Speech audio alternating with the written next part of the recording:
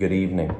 So a lot of people will be familiar with Dmitry. If you've watched my YouTube for 2 or 3 months, you'll definitely know Dmitry. He was in it from the beginning. Before I left Ukraine for my break, I wanted to do an interview with him so he could tell his story. I've decided to break this into about 2 or 3 different parts. In this part, he talks about what it's like at 3 years old, moving to New York with his parents from Kyiv, to being a nerd, a gamer, a bit of an outcast, to getting into some really bad trouble in school and moving to live with his grandparents as a teenager back in Kyiv. He shares about it all, what his life was like on the lead up to February 24th and everything he did in the Battle of Kyiv.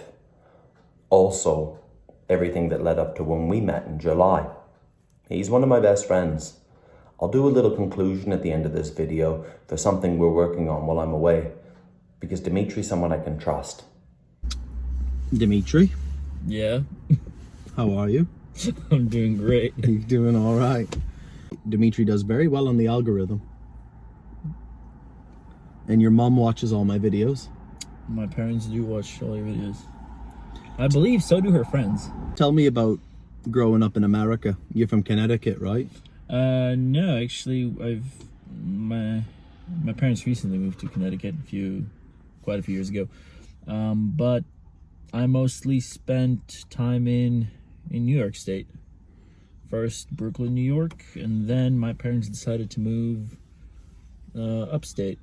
How old were you when you were in Brooklyn as a kid?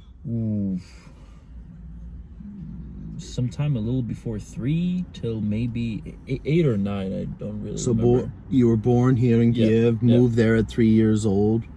Something like that, yeah. What'd your mom and dad do for a living? Because I remember you telling me, but I don't They're quite remember. IT guys. Oh, IT people. apple don't fall far from the tree. Yep. And did you guys have other family? Like, did they speak English moving to America? That's a good question. You don't know because I they're don't your know. parents. What language do you always speak to your parents in? Well, at home we mostly spoke Russian. And My parents do know like really good Ukrainian, like way better than me. yeah, of course.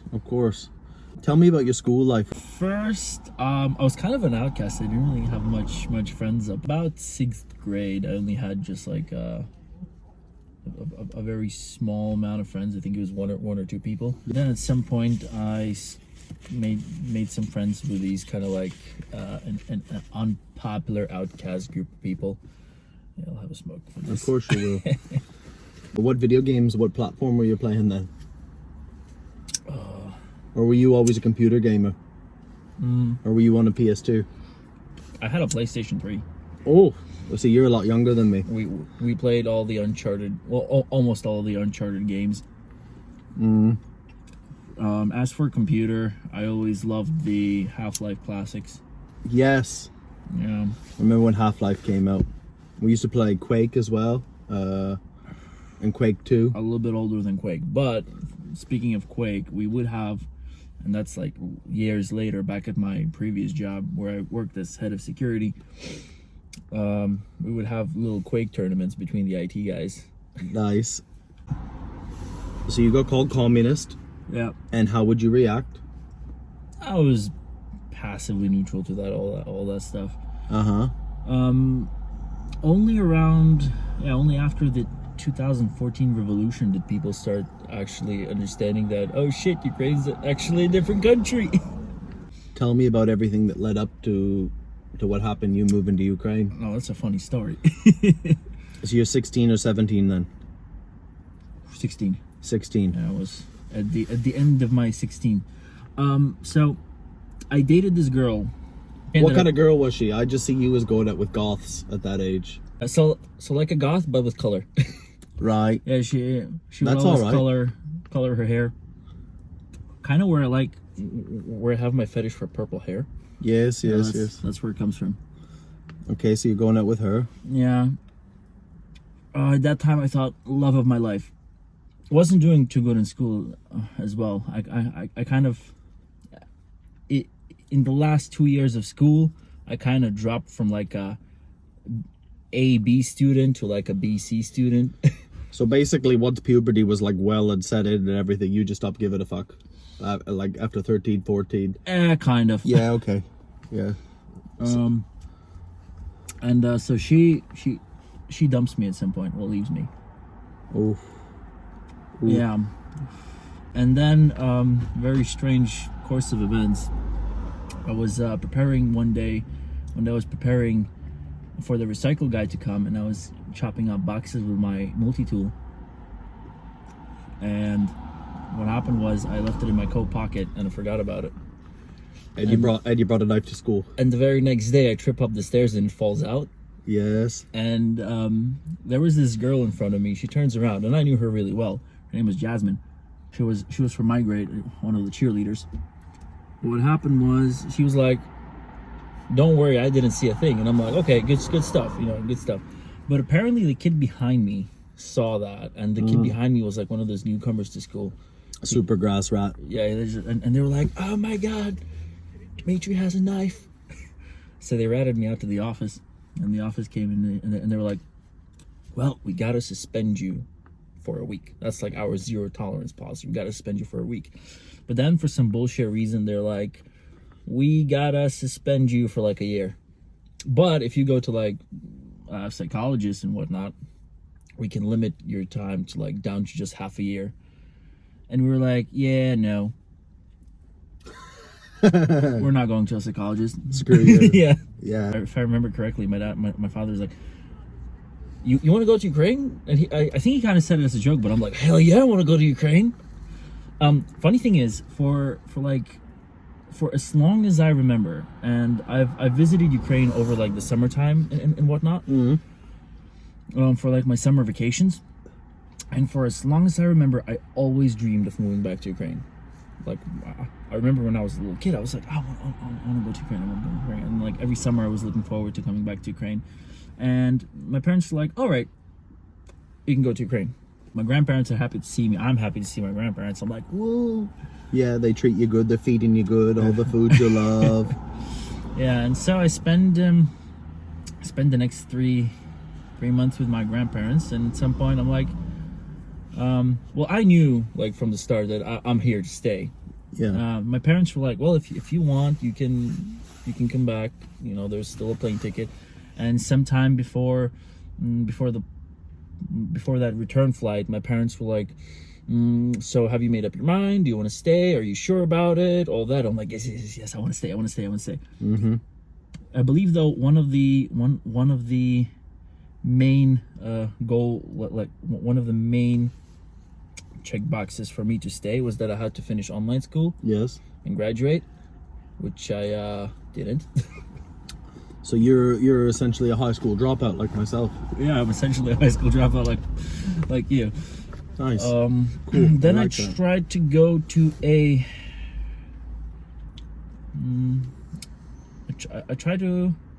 I volunteered at a local college as an English teacher for a few months. Yeah.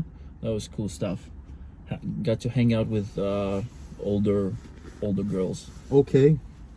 Is this where that all started? That's kind of where I ended up with like 2 knife wounds in my leg. Okay. Yeah, I had a mistake of Your mom's gonna see this, but whatever. Oh, well, they know. Okay. They know I had 2 knife wounds. Yeah. Basically what happened was I had the interesting life experience of dating a girl who had a very crazy ex, and even though they separated like about half a year prior to me dating her, Yes. he still managed to get my contact number, call me up, and If I can't have her, nobody can. yeah, kind of. And I ended up going to meet him. Okay. What, like a duel? Well, kind of. Sir, I challenge you to a duel. Well, it was really scummy from his end, because I was ignoring him. I'm like, dude, I don't have time for you. Like, leave me alone. Yeah. It's like your issues sorted out with like the girl. Don't get me involved. Remember this really clearly. He calls me one time and he's like, I'm gonna make you come and see me. And I'm like, okay, good luck. And she's like, well, my ex came over. He kind of broke down my door and he hit me. And I'm like, what? Oh, that son of a bitch didn't do that shit. Not on my watch. I call my friend. He grabs guns. So this shit's serious. And we go to Troyeshina. I know Tryeshina. That's a shithole. Well, I mean, it's not a shithole, but that's we like to joke that Tryeshina is like the Bronx, is like the Kyiv version of Bronx. My friend's carrying a shooter. I'm just carrying a knife with me, and I see this guy. He walks out, and I see he has a butterfly, but a closed butterfly knife. And he looks at me and he's like, "Come on, let's go." And I'm like, "Okay, let's go." And I signal to my friend to just like, follow us a few steps back, not to let himself know it. Yes. And at some point, I see him opening a butterfly knife, and I'm like, "Oh shit, I'm about to get stabbed." I could have ran away. I could have tried to like kick the knife out of his hand. I could have called my friend over for help. I could have just like done nothing. I decided that the best idea at that case would be to grab him in a chokehold, which I did. And he flips the knife around and just like punches me 2 times in the back. And I didn't feel it. I was like so high on adrenaline. Yes. I didn't feel that shit. But at some point I understand, I'm like, oh shit, that pointy thing is coming towards me. So I grab his, like, I managed to still hold him in a chokehold, but grab his knife. And I'm choking him out until the point where he's like, okay, I give up. And I'm like, I take his knife away, I push him away. And only at that point do I understand that I cannot stand on my leg. Oy. So I got his knife. He surrendered. And I'm just like sitting there on a bench laughing hysterically at what kind of idiot he is. Yeah. Because only later did I understand he was older than 18. I was not. So he would either get like serious jail time or he would get sent to the military. But basically not a good idea for anything. But I ended up not giving out his information. I basically told him, hey, you stay away from her, and I won't talk to the police. Which basically what happened was, she didn't have any problems from me after that, and I never talked to the cops. I got taken to the local children's hospital. Yes. Well, the main children's hospital in all of Kyiv, where I get operated on, and I'm stuck there for two weeks. Okay. Yeah.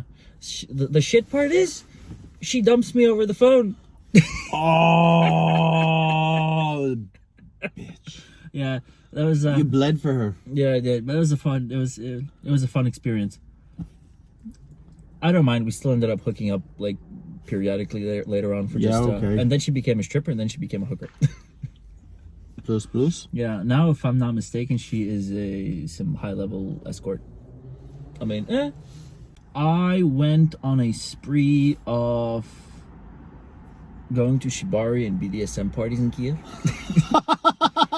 I wasn't sure if you were going to talk about this on here, For about a year and whatnot. Okay. And then Shibari's the ropes, the Japanese intricate rope stuff. Yeah. Dimitri's a master, by the way. I wouldn't call myself a master, but I do know some of the ropes. Yeah, okay. After that, I went... Your mom's going to watch this? My mom knows. Oh, yeah. My parents know. So you're a fetishist for a couple of years. Then I met this girl. My friend hooked me up with this girl, which I ended up spending the next 5 years of my life with. Yes. It wasn't kind of like it was a swing. One day we're happy, another day we're trying to kill each other. One day we're happy, the other day we're trying to kill each other. 2 years into our relationship, I met this really cool sniper guy who was like, dude, screw everything. I'm gonna make like a really cool sniper out of you. Is that how Jack? Are you talking about Jack? No, Okay. not him. Total complete. The guy who built Jekka's rifle. Come to Donbas with me. I'll make a great sniper out of you. Like, screw everything. You're a young guy. We're gonna make like mega military dude out of you. And I'm like, well, that sounds freaking awesome. But at that time, I decided that I want to pursue my relationship further, not abandon the girl. Sure. You want to keep trying to kill her every day, and the next day she tries to kill you. Yeah. Sure. Definition of insanity. Yeah. We've all been there, lads. Actually became part of a volunteer group, which would drive at night with cops, and we would help keep like our region safe in the city. Just before the war. About a year before the war, I would do that. 24th morning, we're riding around with the cops. 5:45, something like that, one of the first Russian drones gets shot down in our region, and it falls and knocks out one of the critical. It knocks down a billboard, and it knocks out a critical traffic light. Yes. And it's just a mess. It's just like people trying to walk through that shit. People trying to, like, from all different directions. Drive. Everybody is for Yeah. themselves. So my friend, he grabs we call them the lollipops. That's what the cops have. Yes. And he's standing in the middle Trying to direct traffic with a He's little red directing circle, a traffic. white handle. I'm there with my shotgun. Like, the first few minutes, we were like, holy shit, what's going on? The next hour, I'm like, we're going home. We're taking everything I have. At that point, I have 2 high-power traumatic pistols, which shoot rubber bullets. Yes. For, like, self-defense, but, you can kill somebody if you need to. Yes. And we take my shotgun. So I'm like there. I'm with a gun. My friend I gave the pistol to my friend, and I'm there with my shotgun. 6:20ish On February 24th. on February 24th. I am storming a Domino's pizzeria, shotgun, like pumped and loaded. Because the alarm's going off at Domino's. Yeah, which was one of their security locations. Yes. And somebody told us that some weird people left the Domino's. As soon as the drone crashed, some weird people left Russian the Domino's. spies. I don't know. So, and the cops are just like with the pistols, like covering my back. But you've got to go fucking clear the place. But I gotta go fucking clear the place. Yeah, that was, well, nobody was there. We didn't find anybody. So Yeah, I was yeah. like, whew, that went well. Yeah, we want you to back us up. No, you're going first. Yep.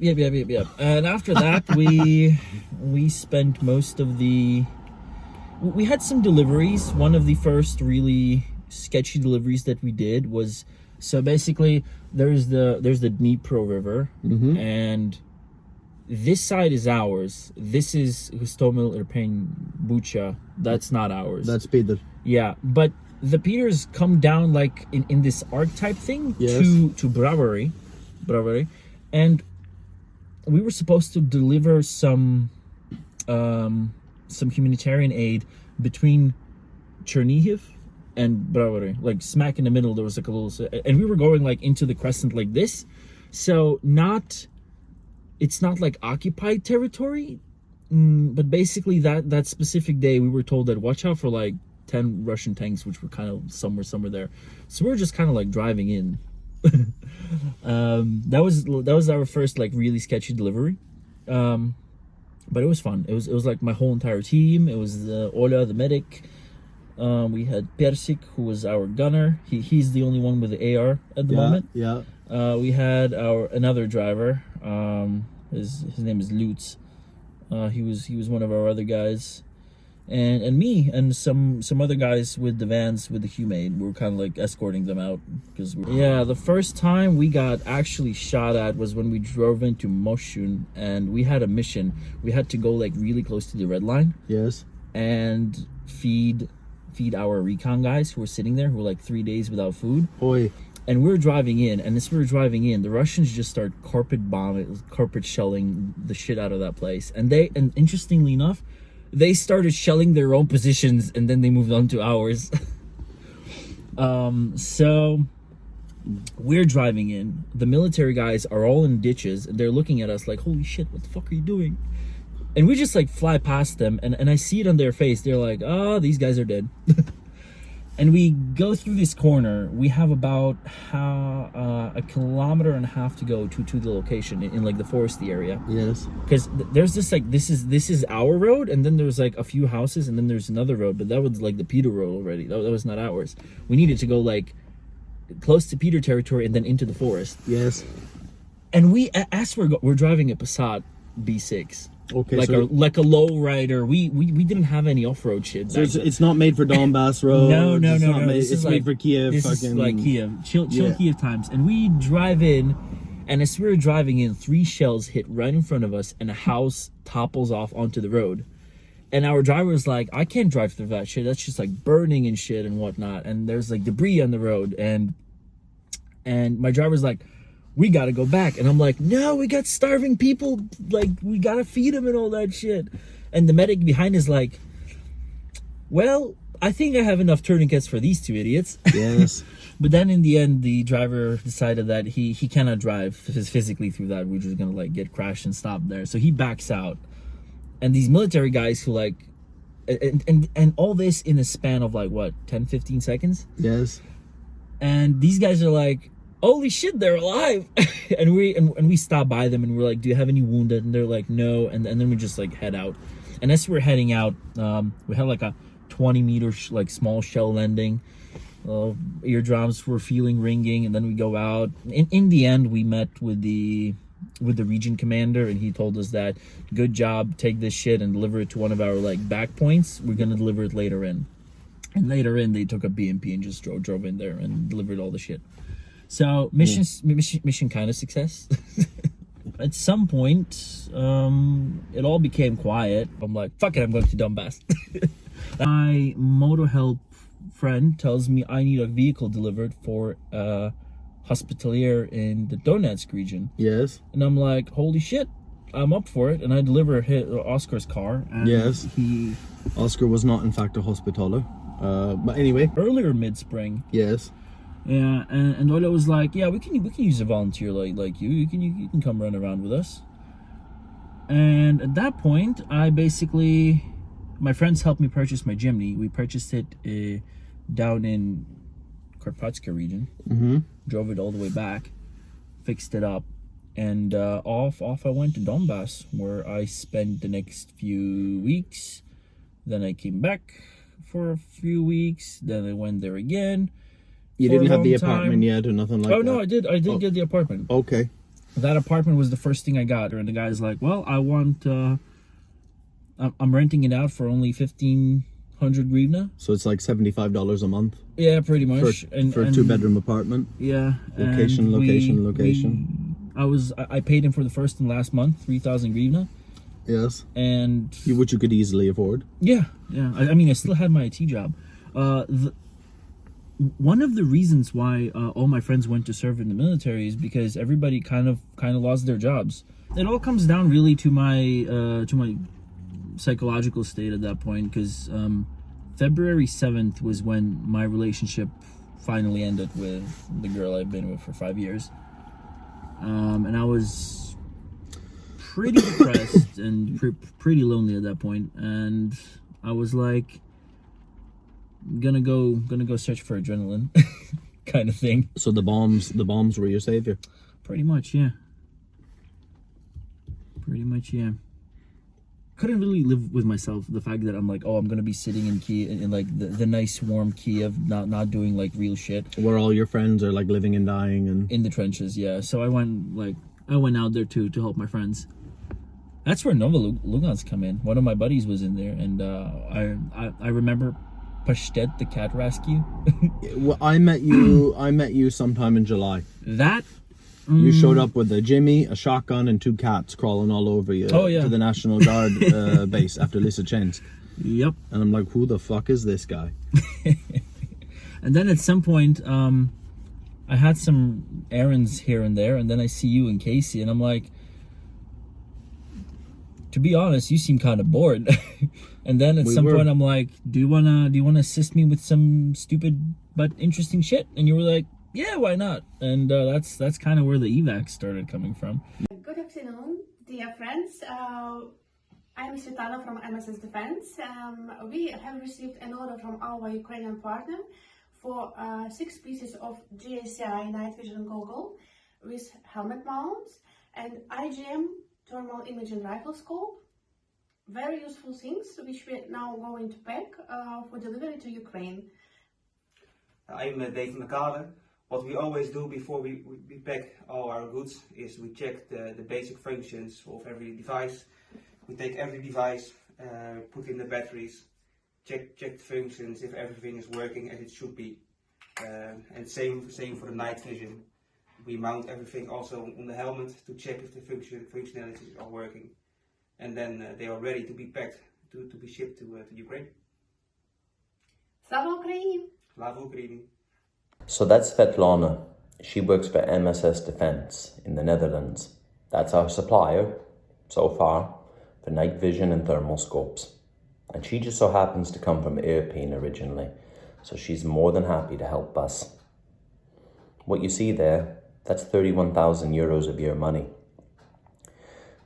I gave one of my trucks, I have 2, I gave one to another hospitaller team, and I hid the other one away. I need a truck, but it's immoral for me to hold assets that I'm not using or I'm not in Ukraine. Some people do that, a lot of people. How do those thermal scopes get to Ukraine, those night vision, in the hands of who needs them while I'm gone away doing my vacation YouTube tour? Enrico from Germany. Those thermal scopes and night vision are in the Netherlands now, and they will get to Enrico, and then they will go to Ukraine, to Dmitry. Dmitry knows the people I know, or many of them. That's how the thermal scopes will get out to people you see like Andre in our videos, to some other people too. And same with the night vision. Dmitry, someone I trust. Enrico, someone I trust. That's 31,000 euros. That's not humanitarian aid, that's not boxes of pasta and diapers, is it? But I hope you enjoyed the interview with my friend. I'll upload the other ones, maybe another one on Sunday. But I want to thank everybody for your support. Things are going well while I'm away, and soon I'm going to meet Artur Rehi, and then eventually Georgie's, but in between a lot of other people. Thank you very much, and I hope you guys have a good night.